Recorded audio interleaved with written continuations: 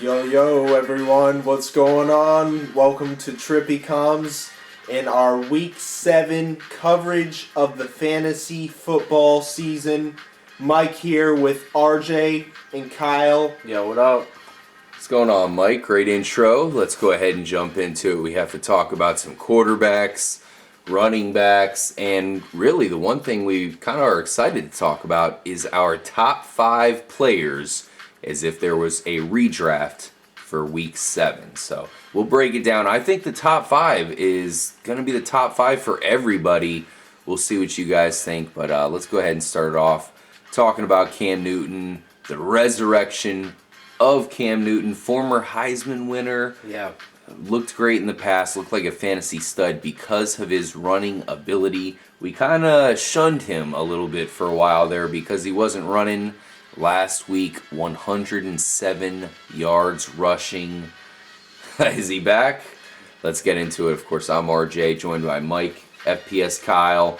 K-Mac, you're a big Auburn fan. You've been following, of course, Cam Newton for a long time, even though he started at my boy, the Florida Gators college. After you guys kicked him out. Yeah, but Thank you for that. Did win a championship for you guys at Auburn, and Carolina thought they had a franchise quarterback. They still do, apparently. Yeah, I mean, well, he's still, his numbers are down from the passing standpoint because he really doesn't have too many great receivers to throw to. Calvin Benjamin's been good, but you got to have more than just Calvin Benjamin. I feel his running ability has always been something he can always fall back on, especially if you own him in fantasy. He might only have 200 yards passing a game, but if he has 100 yards rushing and a touchdown, well, it makes up for it. So sometimes you kind of prefer that because you're going to get a little more points than if he threw for 300 yards. But I feel that just because his passing numbers are down, I don't see them really getting much better just because of the lack of help that he has on offense. Well, he rushed for 107 yards, 1 touchdown. That automatically makes him legit. Do you think this is something that we're going to see going forward here? That's what he's going to have to do. That's what I think going into the season everyone kind of expects is that Cam Newton's kind of going to have to win some of these games on his own and really, they don't really have a solid running back. And they're using a committee that is beat up.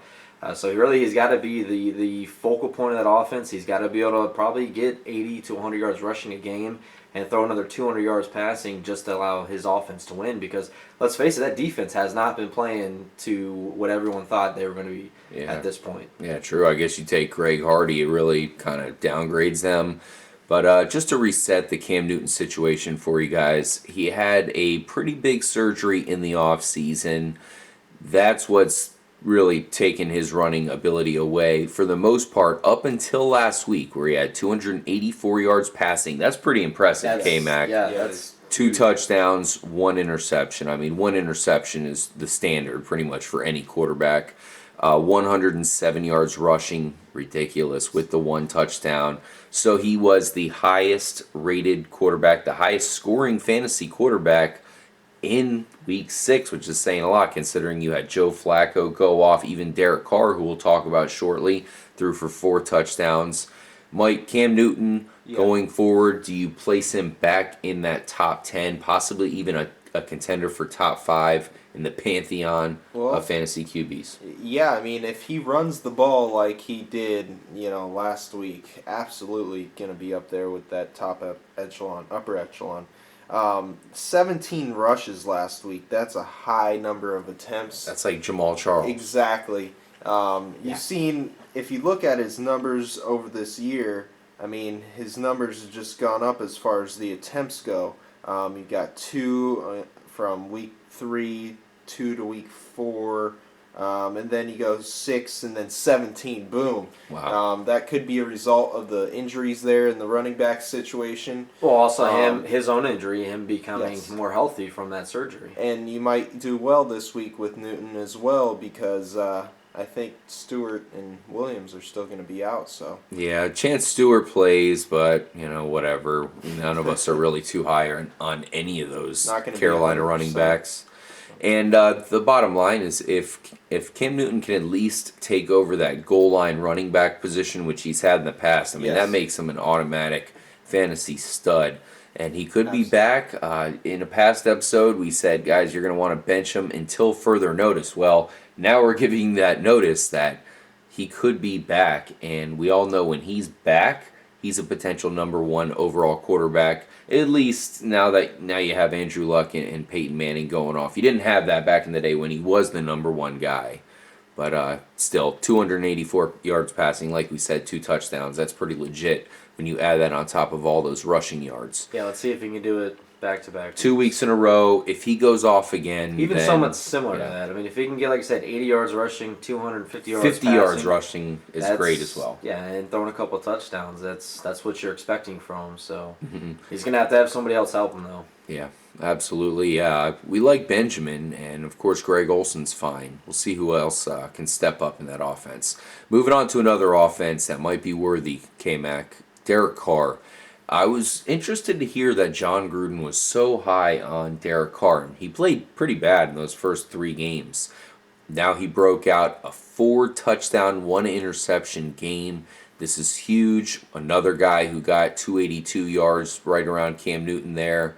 What do you think? Is this legit, or is this just a kind of a spark in the pan? Well, this is another one that we need to see. Okay, what can they do 2 weeks? What can they do back-to-back weeks? New head coach. Obviously, that could have a lot to do with it. We saw few players on that offense reemerge to what they were kind of last year. You saw Andre Holmes have a big game in the receiving game. So it's tough to say over 1 week. I mean, those things kind of happen sometimes. Offenses will explode. Some defenses will take them for granted because of how bad they've been. But maybe with the coaching change there, who knows what happens going forward here. Yeah, I think Sperano's a good coach here. Yeah. The thing about Derek Carr we can say is he's got all the tools. We all know that. And the one thing we do have to kind of point out as far as Derek Carr's performance is everybody knows Sperano is a run-heavy head coach. Yeah. So I think going into the game, they were kind of focused the defense on the run game, which let Derek Carr open up. Perhaps that's why he had his best game yet. Definitely want to see him this week and see how he can do in a pretty favorable matchup. Mike, Derek Carr, 282. Are you impressed with him? And do you think that perhaps John Gruden is right? Yeah, he looks interesting. Part of it could have been Andre Holmes blowing up this week. Mm-hmm. He looked pretty good out there. But Derek Carr, 4 touchdowns, 282 yards. If he does it again, if he goes over 250 yards and puts up 2 touchdowns without any interceptions, that's gonna be tough to ignore, really. Yeah. But at the same time, there's so many quarterbacks putting up legit numbers, and that's why I think that this is probably going to be one of the best games we see out of Derek Carr. In fact, I'm willing to say it'll be the best game of his season, and I don't think we'll be using him anytime soon. Now, I mean, one interesting side note to make of this is they did this against the San Diego Chargers defense, who has been looking very solid over the past 3 weeks. Mm-hmm. So, I mean, like we said, could be a fluke game because San Diego might not have really taken this team as seriously as a lot of us didn't. We all thought this was the sure thing to bet. If you guys caught our video for the weekly picks that we do last week, we thought this was a definite, no doubt, San Diego was going to kill them. As did everybody else. So sometimes that happens, and a team like Oakland can get up there and score some points. But let's see if he can do it again this week. Yeah. Hey, they got the head coaching change. That could be the ignition switch they needed there in Oakland. We'll see what happens there. Derek Carr, for those of you guys in deep leagues, definitely worth a speculative pickup because he's got the tools.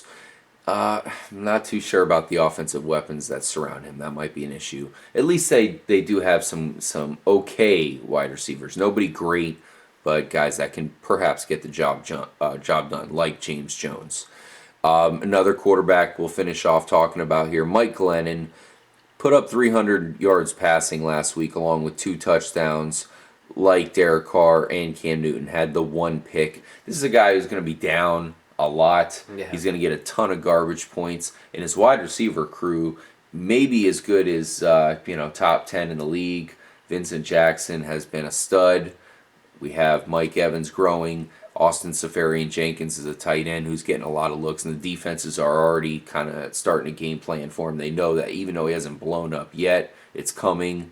What do you think about Mike Glennon here? I think you hit the nail on top of the head there because they probably are going to be playing from behind a lot, and he's kind of the opposite quarterback of Cam Newton, so where Cam Newton's got all the skill in the world, but he's got no help around him. Mike Glennon, someone looks at Mike Glennon like, this guy ain't going to run anywhere, but he's got weapons around him. I mean, I still think Mike Glennon needs to take a little bit more chances with his receivers down the field. Get rid of the ball a lot faster. We saw him last week. He was holding on to the ball forever, wasn't getting it out on time with a lot of pressure in his face.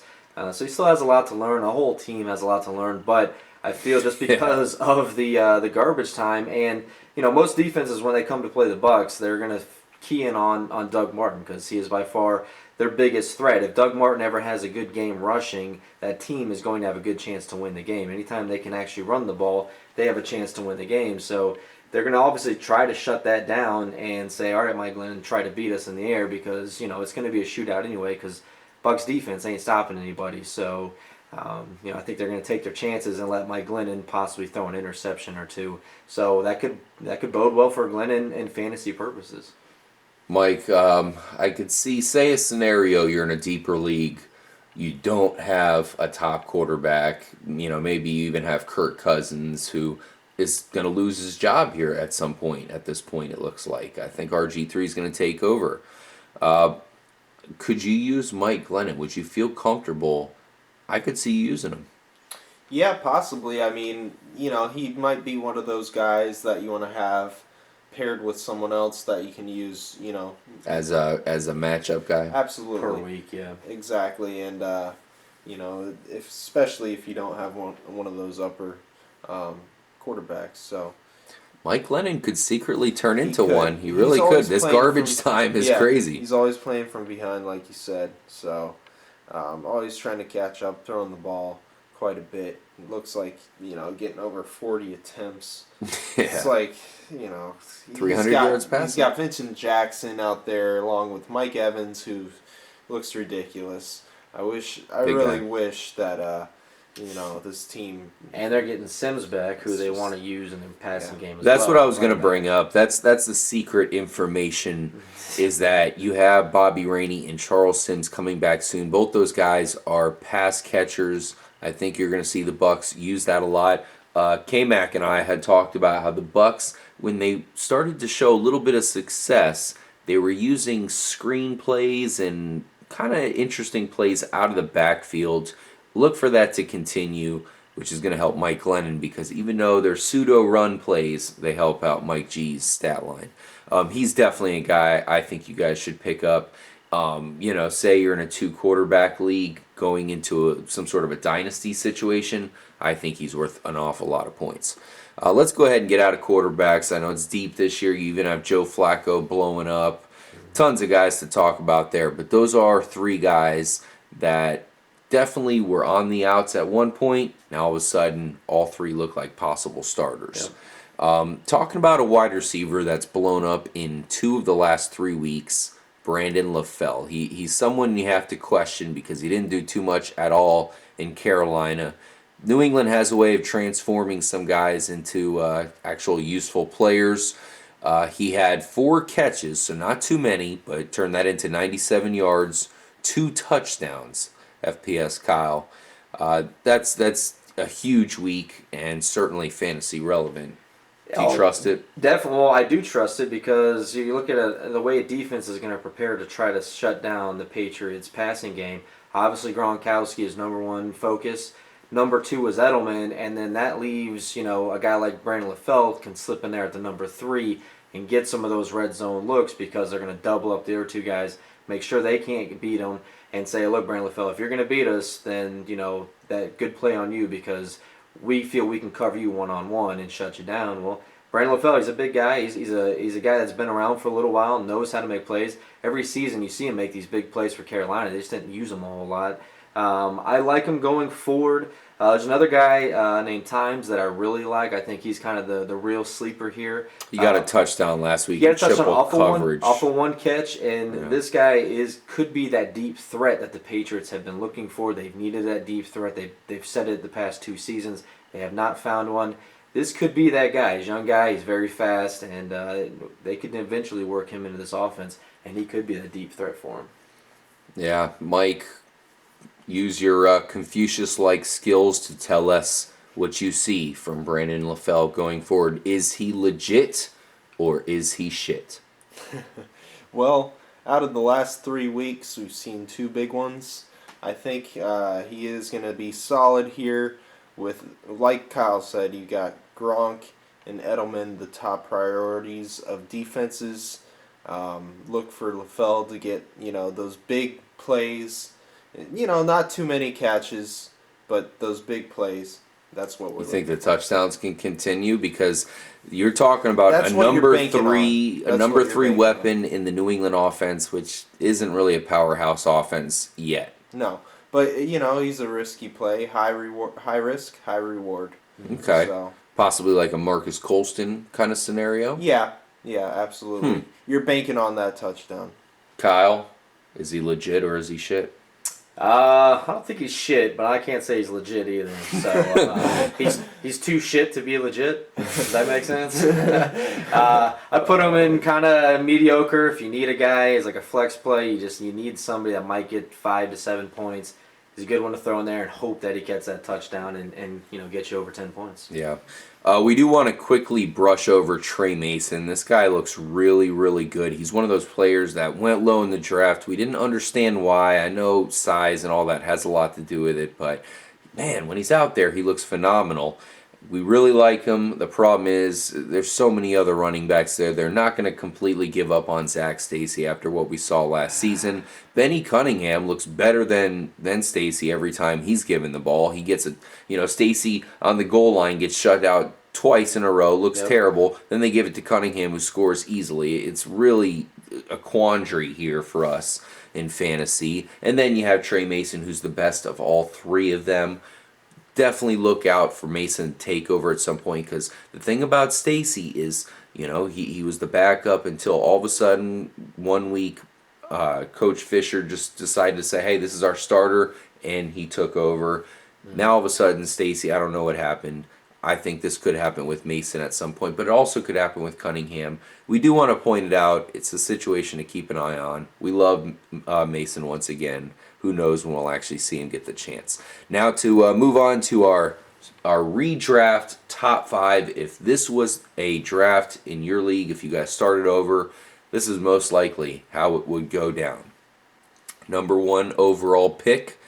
Kyle, you're on the board. You have to go DeMarco Murray, right? Of course. No doubt. If you don't, you're an idiot. And it's funny how it's been the year of injuries so far in a lot of aspects. The one guy who, many people didn't want to draft because he was injury prone has been an absolute workhorse. They're giving it to him every time. Yep. It's really crazy, and he's really become an amazing beast monster of a running back. Speaking of beast, number 2 is Marshawn Lynch. Looks great out there. Every time he gets the ball, he's like an unstoppable freight train. Last matchup where they lost to the Cowboys and DeMarco Murray, they didn't use him nearly enough. So I think they'll learn their lesson. Definitely. Marshawn, the clear number 2. And I just think he's going to get stronger as the season goes forward, which is always something we've seen out of Marshawn. Always. Yep. Matt Forte at number 3. He's got the receiving game going for him, running game. Looking exactly like he did last year, coming off of a massive game. He's a touchdown machine as well, and well deserving of the number 3. In fact, definitely you can put an argument for him at number 2. Currently, he is rated over Marshawn Lynch, so I could see if you guys do want to put him at 2, but Marshawn Lynch got to be number 2. Matt Forte 3. Giovanni Bernard number 4. Look at Giovanni's games so far this season. He's legit. He's definitely worthy of being a top 5 guy. In fact, he looks like what Jamal Charles, should be. Of course, dealing with the injuries hasn't been that so far. What do you think about the list so far, Mike? Do you agree with our top 4? DeMarco Murray 1, Marshawn Lynch 2, Matt Forte 3, Giovanni Bernard. You can't really have it any other way. Yeah, that's a solid list. You've got Murray at the top there. He's, hopefully he doesn't get hurt this year, and hopefully he plays every game. Who knows? He could break some records. His backup just got arrested for shoplifting. Just to point that out. Yeah. Oh boy. Stole some cologne. Actually, it's ironically called guilty. Oh boy. Oh wow. Okay. Number 5. He's not going to be in our top 5, by the way. No, folks. he's not. He's not in the top 100. Rounding out the top 5, Jamal Charles started off the season potential number 1, but he still sneaks in there at number 5 just because of his potential. He's looked good the past couple weeks, and with Andy Reid, he's going to be a monster. Number 5 is probably low for him. The one guy who just barely misses it is Le'Veon Bell, but I think he's not deserving of that top 5 at this point because Pittsburgh's kind of fallen off. I don't know what's going on there. I know their defense was going to fall off, but for their offense to kind of be slipping like this as well, we didn't see that here at Trippy Commentaries, but I think they're going to bounce back here pretty soon, at least to make our fantasy players for the Pittsburgh Steelers legit. Antonio Brown and Le'Veon Bell, and that's it. That's the only two guys they have that are legit Pretty much. in Pittsburgh. Thank you guys for joining us for our coverage of fantasy football here for the 2014 NFL season. Good luck in your Week 7 matchup. It's getting crazy. I know there's some bye weeks you guys are going to have to deal with, so make sure to put some solid guys in there because this is a big week for you to get a win. I'm RJ. For FPS Kyle and Mike, as always, Stay trippy.